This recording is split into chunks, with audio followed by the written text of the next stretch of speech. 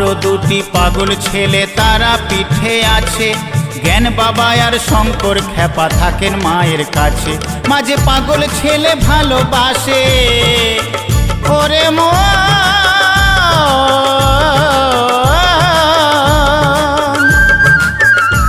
মাঝে পাগল ছেলে ভালোবাসে, রাখেন রাঙা দুটি চরণে।